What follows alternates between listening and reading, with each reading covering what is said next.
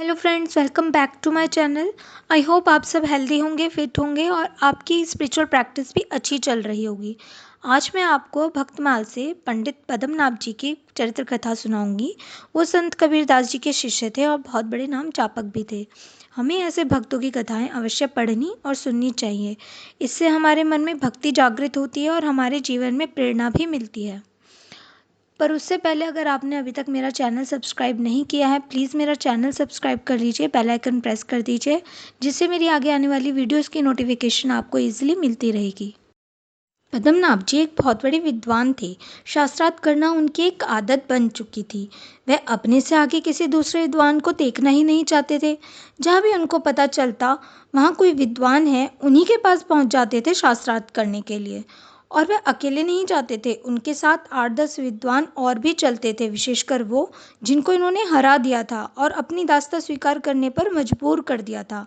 और जब कहीं जाते इनके साथ ग्रंथों भरी बैलगाड़ी साथ चलती थी, ताकि वह शास्त्रार्थ करते समय शास्त्रों से प्रमाण भी दे सके। कोई भी अधिक पढ़ लिख लेता, विद्वान बन जाता, तो वह डरता था कहीं पद्मनाभ जी को पता न चल जाए। अगर उन तक बात पहुंच गई तो वह शास्त्रों के साथ बैलगाड़ी में चल पड़ेंगे मुझे शास्त्रार्थ में हराने के लिए, और मुझे मुंह की खानी पड़ेगी। पद्मनाभ जी उनसे विजय पत्र भी लिखवा लेते थे शास्त्रार्थ में विजय प्राप्त करने के बाद।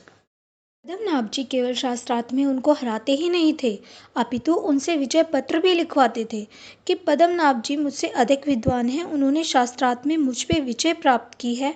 ऐसा विजय पत्र पर उनसे हस्ताक्षर भी करवाते। आज तक इनको कोई भी हरा नहीं पाया था।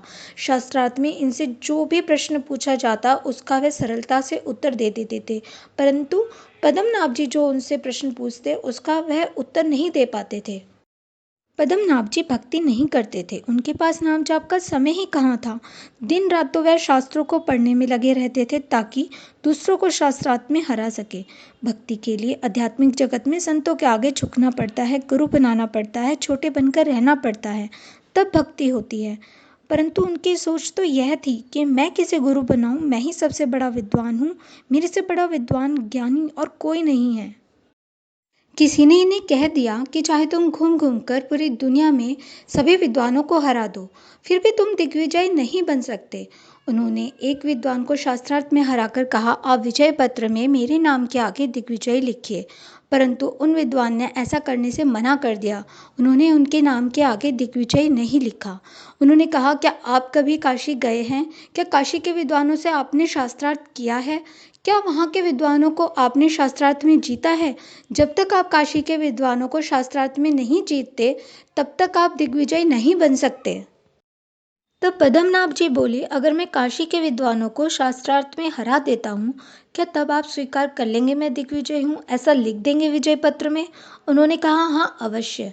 काशी के विद्वान बहुत प्रसिद्ध हैं, सबसे अधिक विद्वान पृथ्वी पर अगर हैं वह हैं काशी के विद्वान।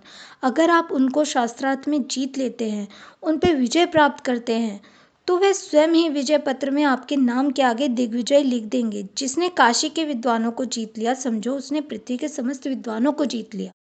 अब पद्मनाभ जी निकल पड़े अपने बैलगाड़ी में शास्त्रों और विद्वानों के साथ काशी के लिए, और महीने की यात्रा करके पहुंच गए काशी। और काशी में पहुंचते ही उन्होंने काशी के विद्वानों को शास्त्रार्थ के लिए ललकारा। कहा, काशी के सभी विद्वान मेरे साथ आकर शास्त्रार्थ करें, अन्यथा मेरे को दिग्विजय स्वीकार करें। विजय पत्र में मेरे नाम के आगे लिखित दिग्विजय पद्मनाभ। अपने धन के बल पर पूरी काशी में ये सूचना फैला दी। उनके पास धन की तो कोई कमी नहीं थी। अब काशी के सभी विद्वानों को यह पता चला, यह जानकारी मिली कि पद्मनाभ जी कितने बड़े विद्वान हैं। शास्त्रार्थ में विद्वानों को हराना, अपनी जय जयकार करानी उनका स्वभाव बन चुका है।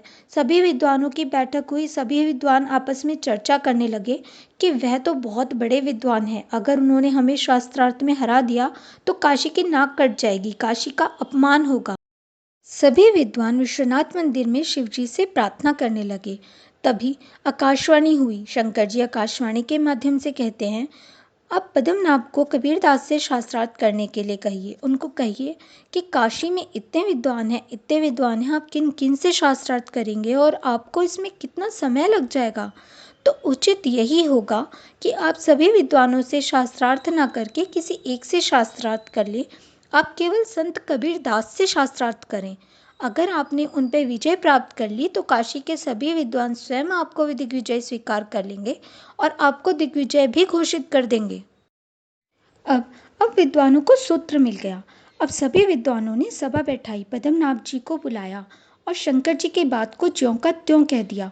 सभी विद्वान बोले, हम काशी के सभी विद्वान एक मत हैं। संत कबीर की हार काशी की हार है, संत कबीर की जीत काशी की जीत है। आप केवल संत कबीर को शास्त्रार्थ में हरा दीजिए। हम काशी के सभी विद्वान आपको दिग्विजय स्वीकार कर लेंगे और विजय पत्र में आपको दिग्विजय भी घोषित कर देंगे। क्योंकि वह एक संत है, उनको ना जीत की खुशी ना हार का दुख। उनको अगर अपनी मर्जी से घूमते फिरते यहाँ आना होगा तो वह उनकी इच्छा, परंतु वह बुलाने से नहीं आने वाले। उनको शास्त्रार्थ में क्या रुचि, उनको विजय की क्या इच्छा, जो वह यहाँ आए। आपको ही उनके पास चलना होगा। उन्होंने बोला, ठीक है। अब सभा वहां लगाई गई। सभी विद्वान गए संत कबीर दास जी के पास, उनको सारी बातें बताई गई। तब संत कबीर दास जी बोले, ठीक है, उनको बुलाया जाए। पद्मनाभ जी गए उनके पास, देखा कि बहुत साधारण वेश, साधारण से व्यक्ति हैं। वह सोच भी नहीं सकते थे कि वह इतने बड़े ज्ञानी और विद्वान हैं। पद्मनाभ जी ने सोचा, क्या मैं इनको प्रणाम करूं या ये मुझे प्रणाम करेंगे। अगर मैंने इनको प्रणाम किया तो मैं छोटा बन जाऊंगा और ये बड़े बन जाएंगे। चलो, प्रणाम के लिए बाद में सोचूंगा, क्या पता यही मुझे प्रणाम कर दे। गए कबीरदास जी के पास। उन्होंने कबीरदास जी को प्रणाम नहीं किया और ना ही कबीरदास जी ने उनको प्रणाम किया और ना ही उनके मन में ये बात आई कि इन्होंने मुझे प्रणाम नहीं किया है। कबीरदास जी अपरिचित की तरह बोले, आइए बैठिए, मैं आपकी क्या सेवा करूं।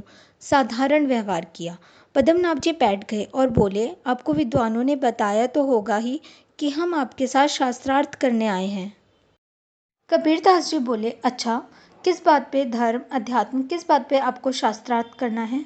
पद्मनाभ जी ने कहा, धर्म, अर्थ, काम, मोक्ष, लौकिक, परलौकिक, किसी भी विषय पर आप मुझसे प्रश्न कर सकते हैं।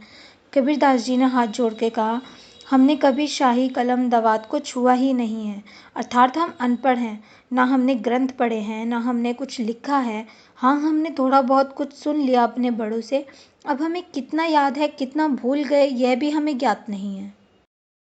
तो पद्मनाभ जी ने सोचा, यह तो इनका बड़प्पन है। संतों का स्वभाव होता है छोटे बन के रहना। बड़े बड़े विद्वान इनकी इतनी प्रशंसा कर रहे हैं, यह इनका बड़प्पन है। फिर सोचने लगे, यह भी हो सकता है यह सच कह रहे हैं, यह अनपढ़ ही हूँ। विद्वानों ने मेरे साथ मजाक किया हो, मेरे अपमान के लिए मुझे इनके पास भेजा हो। वह कुछ निर्णय नहीं कर पाए। फिर सोचा कि चलो, मैं कहता हूँ, आप प्रश्न करो, क्योंकि जो ज्ञानी होते हैं वह प्रश्नों के उत्तर देते हैं और जो अज्ञानी होते हैं वह प्रश्न करते हैं। जब वह प्रश्न करेंगे तो यह ज्ञात हो ही जाएगा वह कितने ज्ञानी हैं।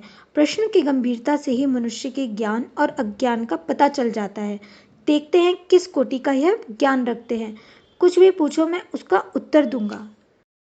तब कबीरदास जी ने पद्मनाभ जी से प्रश्न किया कि बताओ, समझ पड़े कि पढ़ समझ, अहो कहो कबीराए, सुनिए बात कबीर की, पंडित गयो हिराए।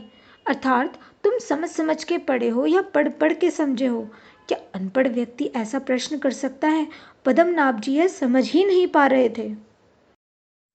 कथा का अगला भाग मैं आपको दूसरी वीडियो में बताऊंगी। कथा के इस भाग से हमें यह ज्ञान मिलता है कि हम चाहे कितने भी बड़े ज्ञानी हों, हमें उसका अभिमान नहीं करना चाहिए। हमें दूसरों के ज्ञान का भी सम्मान करना चाहिए, अन्यथा अहंकार हमारे ज्ञान का शत्रु बन जाता है और हमारे विनाश का कारण बनता है। फ्रेंड्स, कथा का दूसरा भाग मैं जल्दी ही शेयर करूंगी। जय श्री राधे।